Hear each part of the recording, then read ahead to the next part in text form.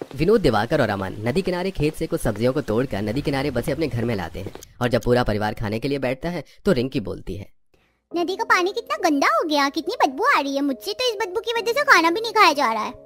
इस बार हमारी फसल अच्छी हुई है, पर बारिश है जो होने का नाम नहीं ले रही। कहीं हमारी फसल बारिश न होने की वजह से सूख न जाए। वो तो तूने बिल्कुल ठीक कहा बेटा। सोचा था नदी का पानी खेत में डालूं, पर नदी का पानी भी पिछले 2 महीने से कितना गंदा हो गया है। नदी के पानी से शुरू में हमने खेती की और पिछले 2 महीने से कैसे कैसे हम पानी साफ करके खेती को उपजा रहे हैं, ये तो हमें ही पता है। अगर इस बार फसल अच्छी होती तो हम लोग नदी के दूसरी तरफ जाकर बड़े व्यापारियों के पास अपनी सब्जियों को बेच पाते। नदी के उस तरफ कैसे जाएंगे जी आप? नदी का पानी इतना गंदा है कि अब कोई नाव नहीं चलती और पुल भी टूट चुका है।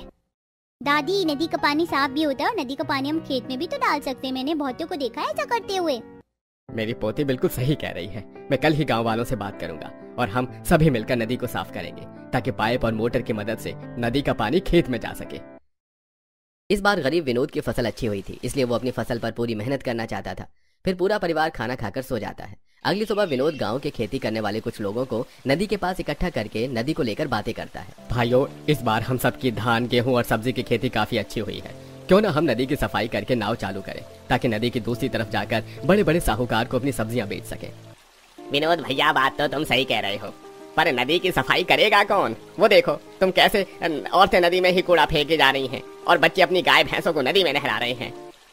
आदमी के कहने पर सब देखते हैं कि नदी पर ही कुछ औरतें कूड़ा फेंक कर जाती हैं और बच्चे अपनी गाय भैंस को नहला रहे हैं। ये देखकर गांव वाले मुंह बनाकर वहां से चले जाते हैं।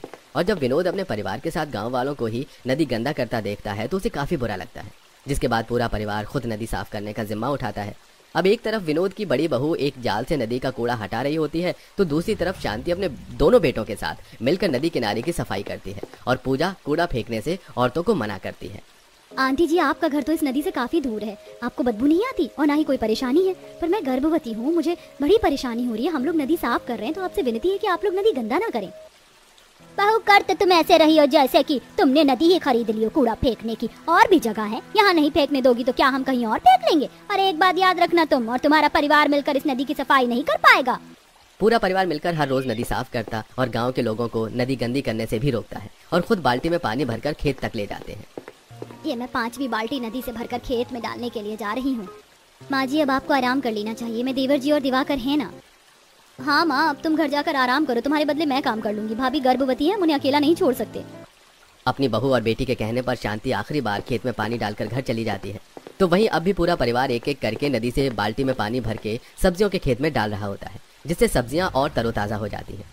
कुछ देर में पूरा परिवार घर आता है और जैसे ही वो लोग घर में आराम करने के लिए बैठते हैं, बाहर काले बादल छा जाते हैं और तेज आंधी तूफान चलने लगता है। लगता है भगवान ने हमारी सुन ली। मौसम कितना अच्छा हो गया है। बस अब बारिश हो जाए थोड़ी सी, ताकि हमें नदी से पानी ले जाकर खेतों में न डालना पड़े। चिंता मत कीजिए, जैसा मौसम बना है देखकर लगता है अच्छी बारिश होगी। अच्छा मौसम देखकर पूरा परिवार काफी खुश हो जाता है और वो लोग जब एक बार फिर से बैठकर खाना खाने लगते हैं तो बाहर तेज झमाझम बारिश होने लगती है और खाने पर से उठ रिंकी अपने परिवार से बोलती है, माँ, बाहर बहुत अच्छी बारिश हो रही है। मैंने अपना खाना भी खत्म कर लिया। क्या मैं बाहर बारिश में थोड़ी देर नहाने जाऊँ? हाँ जाओ, पर ज्यादा देर मत नहाना वरना बीमार पड़ जाओगे। भैया, अब तो हमारी सारी टेंशन ही खत्म हो गई। इस बार की फसल काफी अच्छी हुई है और हमने नदी भी साफ कर दी है। अब नाव चल सकती है। अब नदी की दूसरी तरफ जाना है क्योंकि यहाँ पर सब्जी बेचने में मुनाफा नहीं होता। बाहर हो रही तेज बारिश को देखकर सभी घर वालों के मन में एक नई उम्मीद जाग जाती है और वो लोग रात को आराम से सो जाते हैं। पर जब सुबह उनकी आंख खुलती है तो अब भी बारिश हो रही होती है। अब हर जगह पानी भर चुका था। ये देखकर पूरा परिवार परेशान हो जाता है। हम चाहते थे कि अच्छी बारिश हो क्योंकि काफी दिनों से बारिश नहीं हुई थी, पर इतनी ज्यादा बारिश से तो हमारी सब्जियां ही खराब हो जाएंगी। अब हम क्या करें? इतनी मुश्किल से इस बार हमारी इतनी अच्छी खेती हुई थी। सोचा था नदी के दूसरी तरफ जाकर सब्जियां बेचेंगे और अच्छे पैसे कमाएंगे, बहू की डिलीवरी हॉस्पिटल में कराएंगे। पर अब तो नदी का भी पानी बढ़ गया है। कैसे नदी पार करके जाएंगे? और हमारा सब्जी का खेत, मुझे अभी खेत जाना होगा। जो परिवार बारिश होने का सबसे ज्यादा इंतजार कर रहा था, अब वही चाहता था कि बारिश रुक जाए। अब जैसे ही बारिश कम होती है पूरा परिवार खेत जाता है। सब्जियों की खेती में घुटने तक पानी भर चुका था, जिसे देखकर दिवाकर और उसका पूरा परिवार परेशान हो जाता है। खेत में तो घुटने तक पानी भर गया है, अब कैसे पानी कम करें? अगर खेत से पानी नहीं निकाला तो सारी सब्जियां गल जाएंगी। सुनिए जी, हम घर में एक बड़ा सा पाइप लेकर आए थे ताकि उसकी मदद से नदी का पानी खेत तक ला सके। क्यों ना अब उसी का इस्तेमाल हम खेत के पानी को नदी में डालने के लिए करें। भाभी बिल्कुल सही कह रही है। मैं अभी घर से पाइप लेकर आती हूँ, इससे पहले कि बारिश शुरू हो जाए। मोटर की भी जरूरत पड़ेगी, मैं भी किसी से मोटर मांग कर लाती हूँ। काजल घर से मोटा पाइप लेकर आती है तो वहीं शांति कहीं से मोटर मांग कर लाती है। अब विनोद अपने बेटों के साथ खेत में मोटर और पाइप लगा देता है, जिससे खेत का सारा पानी नदी में आने लगता है। ये देख अब सभी गांव वाले भी उन्हीं की तरकीब को अपनाते हैं और खेत के पानी को नदी में छोड़ देते हैं, जिससे नदी का पानी तो बढ़ जाता है पर उनके खेत का पानी कम हो जाता है। अब लगता है कि हमारी फसल बर्बाद नहीं होगी। हमारी फसल भी तैयार हो गई है पिताजी। चलिए आज ज्यादा से ज्यादा मात्रा में सब्जियां तोड़ लेते हैं। फिर से काले बादल छा रहे हैं, इससे पहले कि बारिश हो कुछ सब्जी तोड़कर गांव में ही बेच देंगे। इतना बोलकर पूरा परिवार खेत में से बैंगन, गोभी जैसी सब्जियां तोड़कर टोकरे में भरने लगता है। अभी पूरे परिवार ने थोड़ी सी सब्जी तोड़ी ही थी कि तेज बारिश होने लगती है। बारिश तो फिर से शुरू हो गई। जितनी सब्जियां 50 साल तोड़ ली हैं उतनी ही लेकर घर चलते हैं। माँ जी, आप पूजा, काजल और रिंकी के साथ घर जाओ। अगर हम इसी तरह बारिश, पानी, नदी देखते रहे तो हमारी सारी फसल खराब हो जाएगी। अभी हमारी जितनी ताज़ा सब्जी है हमें तोड़ लेनी चाहिए ताकि हम कल मार्केट में इन्हें बेच सकें। आरती भाभी सही कह रही हैं, आप सब घर जाओ, हम सब्जी तोड़कर ही घर आएंगे। शांति, पूजा, काजल और रिंकी के साथ घर जाती है तो वहीं आरती अपने पति, देवर और ससुर के साथ सब्जियां तोड़कर घर आती है। अगली सुबह होते ही वो लोग ठेले पर अपनी ताज़ा सब्जियां तैयार करते हैं और उन्हें बाजार में बेचने के लिए चले जाते हैं। बारिश की वजह से बहुत कम सब्जी वाले बाजार में होते हैं, जिस वजह से उनकी सब्जियां अच्छे से बिकती हैं। भैया 1 किलो बैंगन और 4 किलो आलू कर दो। इस बारिश की वजह से पता नहीं बाजार अब जा पाऊँ या ना जा पाऊँ। हाँ बहन, क्यों नहीं, वैसे भी काले बादल छा गए हैं, बारिश किसी भी वक्त हो सकती है। विनोद, दिवाकर और अमन इस बारिश का पूरा फायदा उठाते हैं और काफी महंगे दाम पर सब्जी बेचते हैं। देखते ही देखते बारिश शुरू हो जाती है और वो लोग बारिश में भीगते हुए घर आते हैं। और अगली सुबह जब बारिश बंद हो जाती है तो विनोद अपने दोनों बेटों के साथ पहले एक नाव बनाते हैं और फिर 2 कट्टों में सब्जियां भरता है और उन्हें नाव में रखकर नदी के दूसरी तरफ जाने लगता है। जिन्हें नदी से जाता देख आरती कहती है, बारिश का सीजन है, सब्जियां महंगी होती हैं, आराम से जाना। मुझे पूरी उम्मीद है कि जैसे नदी के इस तरफ हमारी सब्जियां बिकी हैं वैसे ही नदी के उस पार भी बिकेंगी। आप तीनों आराम से जाओ, मैं माँ जी और काजल के साथ यहाँ कुछ सब्जियों को बेच लूंगी। विनोद अपने दोनों बेटों के साथ नाव पर सब्जियों का कट्टा रखता है और नदी पार करते हुए नदी के दूसरी तरफ जाता है और सब्जी मंडी में जाकर अपनी सब्जियां बेचता है। तो वहीं घर के बाहर आरती, काजल भी सब्जियां बेचती हैं और शांति भी गली गली जाकर बारिश में सब्जी बेचती है। और इस तरह एक गरीब परिवार इस बारिश के मौसम में भी नदी के पास रहकर भी अपनी फसल बर्बाद होने नहीं देता और अच्छी खासी आमदनी करके अपना घर चलाते हैं। और कुछ ही महीने बाद पूजा की डिलीवरी एक अस्पताल में होती है और पूरा परिवार पूजा और उसके बच्चे का नदी किनारे बारिश में अच्छे से ख्याल रखते हैं। बारिश में 10 तरह के पकौड़े बेचकर माला माल हुई गरीब सास बहू। तेज बारिश होने की वजह से और बाजार में पानी भरने की वजह से सभी सब्जी वाले अपनी सब्जी का ठेला वापस लेकर जाने लगते हैं। पर बाजार में चाय पकौड़े वाला भी खड़ा होता है। उसके पास कुछ ग्राहक भी खड़े थे।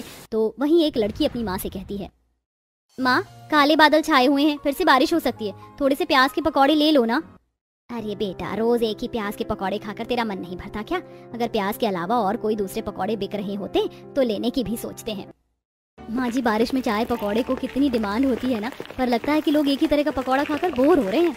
हाँ बहू, लग तो रहा है, पर हम सब्जी बेचने वाले क्या कर सकते हैं। अब जल्दी घर चल, खराब सब्जी अलग करनी है, वरना सुबह तक जो सब्जी सही है वो भी खराब हो जाएगी। आरती और सुमित्रा सब्जी का ठेला लेकर घर जाती हैं, जहाँ वो दोनों देखते हैं कि उनके घर की छत टपक रही है। अच्छा हुआ माँ, दादी जो आप दोनों आ गए, देखो ना घर की छत कितनी टपक रही है। मैं बैठकर पढ़ाई कर रहा था, पढ़ाई भी नहीं कर पाया। माँ जी, सब्जी भी नहीं बिक रही और विवेक जी का भी काम नहीं चल रहा। बारिश का महीना भी आ चुका है, कैसे घर चलेगा? टपकती छत देखकर दोनों सास बहू परेशान हो जाती। इसी तरह कुछ दिन बीत जाते हैं और एक बार फिर जब दोनों सास बहू सब्जी बेचने के लिए ठेला लेकर निकलते हैं, अचानक से बारिश शुरू हो जाती है और दोनों सास बहू सब्जी के ठेले को पन्नी से ढक खुद चाय पकौड़ी की दुकान के पास जाकर खड़े हो जाते हैं। अंकल, जल्दी से मेरे लिए 20 रुपए के पालक के पकौड़े पैक कर दो। वैसे आपके पास और कौन से पकौड़े हैं? बेटा, मैं तो सिर्फ प्याज के और पालक के पकौड़े ही बेचता हूँ। भाई साहब, आपका सही है, बारिश हो या ना हो आपके चाय पकौड़े बिक जाते हैं। हम सब्जी वालों को तो बड़ी परेशानी होती है इस मौसम में। हाँ, वो तो है बहन, पर कई बार पकौड़े भी नहीं बिकते, लोगों की अलग अलग डिमांड जो होती है। कुछ देर में बारिश रुक जाती है और दोनों सास बहू गली गली जाकर सब्जियां बेचती हैं। और इस बार जब वह दोनों घर आते हैं तो देखते हैं कि जमीन गीली है, साथ ही विवेक के हाथों से भी खून बह रहा है। आपको इतनी चोट कैसे लग गई और आपने पट्टी क्यों नहीं करवाई? पट्टी करवाने जाता तो ज्यादा पैसे लगते, इसीलिए दुकान से दर्द की दवाई ले ली है। पर यह खून रुक नहीं रहा। तुम एक काम करो, कोई खराब कपड़ा बांध दो चोट पर। विवेक को इतने दर्द में देख आरती को बहुत बुरा लगता है और कुछ देर बाद आरती खाना बनाते हुए बोलती है, माँ जी, इस बारिश की वजह से हमारी आधे से ज्यादा सब्जियां खराब हो जाती हैं। बारिश में सही से सब्जी बिकती भी नहीं। क्यों ना हम भी इस बारिश के मौसम में चाय पकौड़े बेचने का काम करें अपने ठेले पर ही। आरती, कैसी बात कर रही हो? अगर चाय पकौड़े का बिजनेस नहीं चला तो फिर क्या करोगी? घर में जो खाने को मिल रहा है वो भी नहीं मिलेगा। नहीं चला तो दोबारा सब्जी बेचना शुरू कर दूंगी। माँ जी, आजकल लोगों की डिमांड बहुत है, क्यों ना हम 5 तरह के पकौड़े बेचें, इससे लोग हमारे ठेले पर आना पसंद करेंगे। माँ जी, आपने देखा है ना लोगों की डिमांड कितनी ज्यादा बढ़ती जा रही है। हाँ, मेरे स्कूल की भी फीस नहीं गई। आज टीचर स्कूल में डांट रही थी। बहू बिल्कुल सही कह रही है, हमें एक बार तो कोशिश करनी चाहिए। और अब घर की कुछ जरूरतें भी ऐसी हो गई हैं जिन्हें पूरा करना बहुत जरूरी है। सुमित्रा और आरती के काफी समझाने पर विवेक मान जाता है और अगली सुबह होते ही दोनों सास बहू बैठकर आलू, प्याज, पालक, गोभी और मिर्च काटना शुरू कर देती हैं। माँ जी, इतने पकौड़े सही हैं, मैं बाहर देख कर आती हूँ विवेक जी चाय पकौड़े बनाने का सारा सामान लेकर आए या नहीं। आरती बाहर जाती है और वो देखती है कि विवेक ने ठेले पर छोटा सा गैस सिलेंडर, जरूरत के कुछ बर्तन, तेल और जरूरी सामान ठेले पर अच्छे से लगा दिया है। अरे आप तो सामान के लिए गए थे और आपने हमारा ठेला भी तैयार कर दिया। नेक काम में देरी नहीं करनी चाहिए। जितने भी पकौड़े कटे हैं सारे ठेले पर रख लो, मैं जा रहा हूँ मजदूरी करने।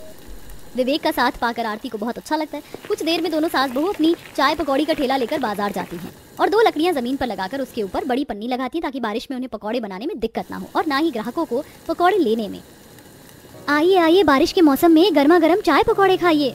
बहन, तुम्हारी चाय की खुशबू तो बहुत अच्छी आ रही है। वैसे कौन से पकौड़े हैं तुम्हारे पास?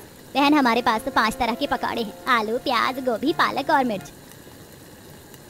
अच्छी बात है बहन, कम से कम तुमने 5 तरह के पकौड़े तो रखे, पर मेरा तो बैंगन और लौकी का पकौड़ा खाने का दिल कर रहा था। पर कोई बात नहीं, तुम जो पकौड़े बेच रही हो वही चाय पकौड़े दे दो। उस औरत की अलग पकौड़े की डिमांड सुन दोनों सास बहू उदास हो जाती हैं, पर फिर भी वो अपना काम नहीं रोकती हैं और धीरे धीरे उनके पास ग्राहक आने लगते हैं। सुबह से शाम तक वह लोग अपने सारे पकौड़े बेच देते हैं। माँ जी, आजकल लोगों को वैरायटीज कितनी ज्यादा पसंद है, क्यों ना हम अब अपने 5 तरह के पकौड़ों को 7 तरह के पकौड़ों में बदल दें। क्या पता उस औरत की तरह और भी काफी लोग हैं जिन्हें बैंगन के और लौकी के पकौड़े पसंद हैं। बात तो सही कह रही है बहू, पर हमारे पास बैंगन और लौकी कहाँ है? ये तो हमें खरीदना पड़ेगा।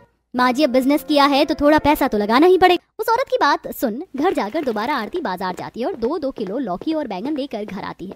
अगले दिन फिर से दोनों सास बहू ठेला लगाती हैं और इस बार अचानक बारिश हो जाती है और उसी में जब गर्मा गर्म सुमित्रा पकौड़े तल रही होती है तो उसकी खुशबू चारों तरफ फैल जाती है और लोग अपने आप उसके पास आने लगते हैं। क्या खुशबू आ रही है पकौड़े की। बेटा, तुम भी जो पकौड़े बनाती हो उन सभी में से एक एक पकौड़ा और चाय दे दो मुझे। बारिश में मुझे चाय पकौड़े बहुत पसंद है। अंकल जी, 20 रुपए के 100 ग्राम पकौड़े हैं, पर कोई बात नहीं, मैं आपको सभी में से एक एक पकौड़े दे दूंगी। बड़े ही प्यार से आरती अपने ग्राहकों को उस बारिश में चाय पकौड़े दे रही होती है, तभी वहाँ कुछ बच्चे पकौड़े लेने आते हैं। आंटी, आधा किलो पकौड़े पैक कर दो, घर ले जाना है और उसमें पत्ता गोभी और मिक्स पकौड़े जरूर डालना। पर बेटा, हम पत्ता गोभी और मिक्स वेज पकौड़े नहीं बेचते। पर माँ ने तो कहा था आप बहुत तरह के पकौड़े बेचते हो। पर कोई बात नहीं, आपके पास जितने भी तरह के पकौड़े हैं आप वो सब मिक्स करके मुझे आधा किलो दे दो। उस बच्चे के कहने पर सुमित्रा जल्दी से गर्मा गर्म पकौड़े निकालती है और आरती चाय छानकर अपने ग्राहकों को देती है और सुमित्रा तराजू में आधा किलो पकौड़े तौलकर उस पर चाट मसाला डालकर लिफाफे में पन्नी से पैक करके उस बच्चे को दे देती है। और इस तरह दोनों सास बहू के दिमाग में और वैरायटी के पकौड़े बेचने का आइडिया आता है और अब धीरे धीरे दोनों सास बहू 10 तरह के पकौड़े बेचना शुरू कर देती है। कितने तरह के पकौड़े बेचते हैं आप? वाह, मैंने आपसे आधा किलो लिया और इसमें मुझे आलू, गोभी, प्याज, पालक, मिक्स वेज, पत्ता गोभी, मिर्च, हर तरह का पकौड़ा मिल गया। वह इसलिए क्योंकि हम 10 तरह का चाय पकौड़ा बेचते हैं। इस तरह सुबह से शाम तक दोनों सास बहू चाय पकौड़े बेचकर घर आती हैं और विवेक कुछ पैसे अपनी बीवी को देते हुए कहता है, चाय पकौड़े अच्छे बिक रहे हैं और मैंने भी कुछ पैसे जोड़ लिए हैं। एक बार गिनकर देखो, क्या हमने इतने पैसे इकट्ठे कर लिए कि हम अपने घर की छत की मरम्मत करवा सकें? क्योंकि कल भी जब बारिश हुई थी तो घर में पानी भर गया था और जब मैं घर आया तो मैंने गोलू को देखा घर से पानी निकालते हुए। पूरे 50,000 रुपए हो गए हैं। हमारी छत की मरम्मत बहुत अच्छे से हो सकती है। फिर तो मैं कल ही अपनी आंखों के सामने पहले छत की मरम्मत करवाऊंगा। कुछ दिनों में चाय पकौड़े बेचकर आरती और सुमित्रा इतने पैसे जोड़ लेती हैं कि वो अपने घर की छत की मरम्मत करवा सके। इसी तरह कुछ दिन बीत जाते हैं और एक दिन रोता हुआ गोलू अपनी माँ और दादी के पास पहुंचता है जहाँ दोनों सास बहू चाय पकौड़े बेच रही होती हैं। क्या हुआ गोलू, तू रो क्यों रहा है और स्कूल से सीधा यहाँ क्यों आया? स्कूल वालों ने मुझे स्कूल से निकाल दिया। कहते हैं जब तक 4 महीने की फीस जमा नहीं होगी वो मुझे क्लास में नहीं बैठने देंगे। क्या उन्होंने ऐसा कहा? तू अभी मेरे साथ स्कूल चल। 2 दिन इनसे रुका नहीं जा रहा था। माँ जी, आप चाय पकौड़े और ग्राहक को देखो, मैं अभी आती हूँ। आरती गुस्से में सारे पैसे लेकर गोलू के साथ स्कूल जाती है और उसकी 4 महीने की फीस और 1 महीने का एडवांस भर के घर आती है। इसी तरह कुछ दिन बीत जाते हैं और चाय पकौड़े बेचकर धीरे धीरे वह अपनी जरूरत की सारी चीज पूरी कर लेती है। यहाँ तक कि अब वह अपनी चाय पकौड़ी के ठेले के पास कुछ कुर्सी और टेबल भी लगा देती है ताकि बारिश में ज्यादा से ज्यादा ग्राहक बैठकर चाय पकौड़े के मजे ले सके। ऐसे ही एक दिन तेज बारिश हो रही होती है और आरती बेसन में हर तरह के पकौड़े को लपेट के गरम कढ़ाई में तल रही होती है। तभी वहाँ उसकी एक पड़ोसन आती है और उससे कहती है, आरती, तुम्हारा फैसला बिल्कुल सही था। सब्जी बेचना छोड़ तुमने जब से चाय पकौड़े का कारोबार शुरू किया है तुम तो माला माल हो गई हो। वरना तुम ही सोचो ना, इतने कम समय में कौन अपनी सारी जरूरतें पूरी कर पाता है। पर तुमने कुछ ही महीनों में अपनी जरूरत की सारी चीज पूरी कर ली और ये सब तुम सास बहू ने अपने दम पर किया है। अपनी पड़ोसन की बात सुन दोनों सास बहू को काफी अच्छा लगता है और इसी तरह बहुत जल्द वो लोग चाय पकौड़े के छोटे से ठेले को एक दुकान में बदल लेते हैं।